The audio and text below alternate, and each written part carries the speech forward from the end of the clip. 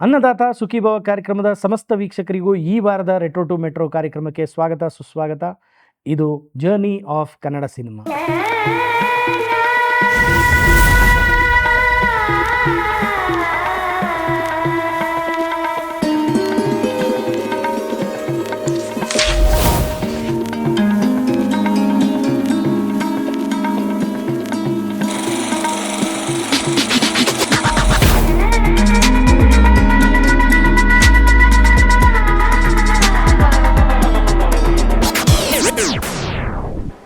ಇವತ್ತು ನಾವು ಮಾತಾಡಿಕೊಟ್ಟಿರೋದು 1949ನೇ ಇಸ್ವಿ.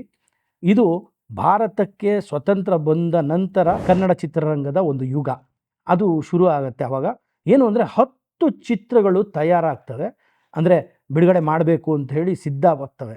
ಆದರೆ ಅದರಲ್ಲಿ 10ರಲ್ಲಿ ಬರೀ 6 ಮಾತ್ರ ಬಿಡುಗಡೆ ಆಗ್ತವೆ.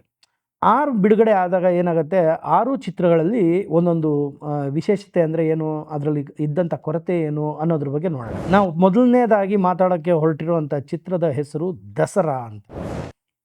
ಸೊ ಈ ದಸರಾ ಎಂಬ ಚಿತ್ರ ನಮ್ಮ BY ರಾಮದಾಸ್ ಅವರ ನಿರ್ದೇಶನದಲ್ಲಿ ಮೂಡಿಬರುತ್ತೆ. ಈ ದಸರಾ ಅನ್ನೋ ಚಿತ್ರ ಬಿಡುಗಡೆ ಆಗುತ್ತೆ. ಆದರೆ ಈ ದಸರಾ ಚಿತ್ರದ ಒಂದು ಹ್ಯೂಜ್ ಮೈನಸ್ ಪಾಯಿಂಟ್ ಅಂದರೆ ಅದರ ಟೈಟಲ್ ಅಂತ ಹೇಳ್ಬೋದು, ಅಥವಾ ಟೈಟಲ್ ಚೆನ್ನಾಗಿದೆ, ದಸರಾ ಹಬ್ಬದ ಹೆಸರನ್ನೇ ಇಟ್ಟಿದ್ದಾರೆ, ಆದರೆ ಒಳಗಡೆ ಇರುವಂಥ ಕಂಟೆಂಟ್ ಏನು ಅಂದರೆ ಟೈಟಲ್ಗೂ ಕಂಟೆಂಟ್ಗೂ ಒಂದಕ್ಕೊಂದು ಸಂಬಂಧನೇ ಇಲ್ಲ ಅಂತ ಪ್ರೇಕ್ಷಕ ತುಂಬ ನಿರಾಸೆ ಆಗ್ತಾನೆ. ಯಾರು ನೋಡಿದವನು ಹೊರ ಬಂದು ಹೇಳ್ತಾನೆ, ಇಲ್ಲ ಇದು ಹೆಸರು ಬೇರೆ ಏನೋ ಇದೆ, ಬಟ್ ಅದರೊಳಗಿರೋವಂಥ ಕಂಟೆಂಟು ಅದಕ್ಕೆ ಸಂಬಂಧ ಇಲ್ಲ ಅನ್ನೋದು. ಸೊ ಇದು ಬಾಕ್ಸ್ ಆಫೀಸ್ನಲ್ಲಿ ಮಕ್ಕಳೇ ಮಲ್ಕೊಳ್ಳೋ ಅಂಥ ಒಂದು ಪರಿಸ್ಥಿತಿಗೆ ಬರುತ್ತೆ. ಯಾಕೆಂದರೆ ನೋಡಿ, ಇವತ್ತು ಮಾತ್ರ ಅಲ್ಲ ಈ ಸಮಸ್ಯೆ ಇರೋದು. ಏನು ಅಂದರೆ ಟೈಟಲ್ಗೂ ಸಬ್ಜೆಕ್ಟ್ಗೂ ಸಂಬಂಧ ಇಲ್ಲ ಅಂತ ಪ್ರೇಕ್ಷಕರು ತುಂಬ ಬುದ್ಧಿವಂತರಿದ್ದಾರೆ. ಟೈಟ್ಲ್ ಏನೋ ಇಟ್ಬಿಟ್ಟು ನೀವು ಏಮಾರ್ಸೋಕ್ಕಾಗಲ್ಲ, ಕಂಟೆಂಟ್ ಇಲ್ಲದೆ ಹೋದರೆ ಓಡಲ್ಲ ಅಂತ. ಬಟ್ ಇದು 1949ರಲ್ಲೂ ಪ್ರಜ್ಞಾವಂತ ಪ್ರೇಕ್ಷಕರೇ ಇದ್ದರು, ಈಗಲೂ ಪ್ರಜ್ಞಾವಂತ ಪ್ರೇಕ್ಷಕರೇ ಇರೋದು. ನೀವು ಸಿನಿಮಾದ ಟೈಟಲ್ಗೂ ಕತೆಗೂ ಸಂಬಂಧ ಇಲ್ಲದೆ ಹೋದರೆ ಅವತ್ತು ತಿರಸ್ಕಾರ ಮಾಡಿದರೆ, ಇವತ್ತು ತಿರಸ್ಕಾರ ಮಾಡ್ತಾರೆ.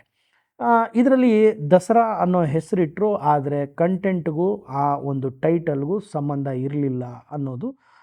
ಆದ್ದರಿಂದ ಈ ಸಿನಿಮಾ ಓಡಲಿಲ್ಲ. ಮತ್ತೊಂದು ಚಿತ್ರದ ಬಗ್ಗೆ ನಾವು ಮಾತಾಡೋಕೆ ಹೊರಟಿದ್ದೀವಿ. ಅದು ಯಾವುದು ಅಂದರೆ ಸತಿ ತುಳಸಿ ಅಂತ.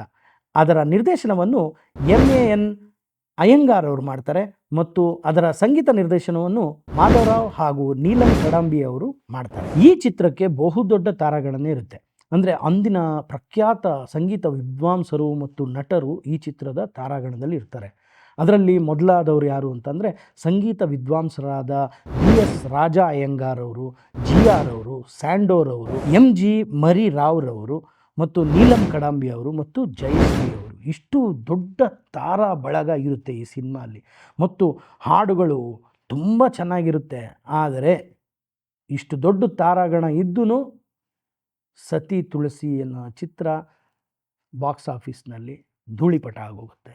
ಅಂದರೆ ಇದರ ಅರ್ಥ ಏನು ಅಂದರೆ, ಎಷ್ಟೇ ದೊಡ್ಡ ಸ್ಟಾರ್ ಕಾಸ್ಟ್ ಇದ್ದು ಅದರ ಕತೆ, ಚಿತ್ರಕಥೆ ಅಥವಾ ಇದಕ್ಕೆ ಅನುಗುಣವಾಗಿ ಕರೆಕ್ಟಾಗಿ ಹೊಂದ್ಕೊಳ್ಳಿಲ್ಲ ಎಲ್ಲ ಅಂತಂದರೆ ಯಾವುದೇ ಚಿತ್ರನೂ ಕ್ಲಿಕ್ ಆಗೋಕ್ಕಾಗಲ್ಲ ಅನ್ನೋದಕ್ಕೆ ಅವತ್ತು ಉದಾಹರಣೆಗಳಿತ್ತು, ಇವತ್ತು ಉದಾಹರಣೆಗಳಿದೆ. ತುಂಬ ಮಲ್ಟಿ ಸ್ಟಾರರ್ಸ್ ಹಾಕ್ಕೊಂಡು ಸಿನಿಮಾ ಮಾಡಿಬಿಟ್ರೆ ಕ್ಲಿಕ್ ಆಗಿಬಿಡುತ್ತೆ ಅಂತ ಹೇಳೋದು ಅಂದಿನ ಕಾಲಕ್ಕೂ ವರ್ಕ್ ಆಗಿಲ್ಲ, ಇವತ್ತಿನ ಕಾಲಕ್ಕೂ ವರ್ಕ್ ಆಗ್ತಾಯಿಲ್ಲ. So content is most important ಅನ್ನೋದು ಅವತ್ತು ಜನ ಪ್ರೂವ್ ಮಾಡಿದ್ದಾರೆ, ಇವತ್ತು ಜನ ಹೇಳ್ತಾ ಇದ್ದಾರೆ. ಸೊ ದಯಮಾಡಿ ಒಳ್ಳೆ ಚಿತ್ರಗಳನ್ನ ಮಾಡಿ ಅಂತ ಈ ಮೂಲಕ ಕೇಳ್ಕೊಳ್ತೀವಿ. ಈ ಸಂಚಿಕೆಯಲ್ಲಿ ನಾವು ತಿಳ್ಕೊಬೋದಾದಂಥ ವಿಷಯ ಏನು ಅಂತಂದರೆ, ಒಂದು ದಸರಾ ಟೈಟಲ್ ಚೆನ್ನಾಗಿತ್ತು, ಆದರೆ ಒಳಗಡೆ ಇರೋ ಕಂಟೆಂಟ್ಗೂ ಟೈಟ್ಲ್ಗೂ ಸಂಬಂಧ ಇರಲಿಲ್ಲ, ಸೊ ಓಡಲಿಲ್ಲ ಸಿನಿಮಾ. ಇನ್ನೊಂದು ಟೈಟ್ಲು ಸತಿ ತುಳಸಿ ಅಂತ, ಬಹುದೊಡ್ಡ ತಾರಾಗಣ ಸಂಗೀತ ವಿದ್ವಾಂಸರಿದ್ದರು, ಮತ್ತು ಒಳ್ಳೆ ಸಂಗೀತ ಇತ್ತು, ಎಲ್ಲ ಇದ್ರೂ ಸಿನಿಮಾ ಓಡಲಿಲ್ಲ.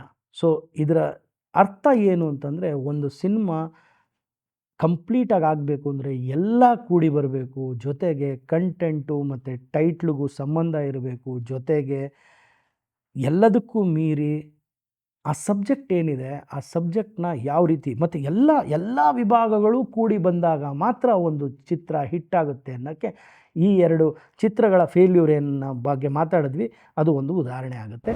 ಸೊ ಮುಂದಿನ ಸಂಚಿಕೆಯಲ್ಲಿ ನಾವು ಇನ್ನಷ್ಟು ಈ ಕಾಲದ ಚಿತ್ರಗಳ ಬಗ್ಗೆ ಮಾತಾಡ್ತೀವಿ. ಅಲ್ಲಿ ತನಕ ಕೀಪ್ ವಾಚಿಂಗ್.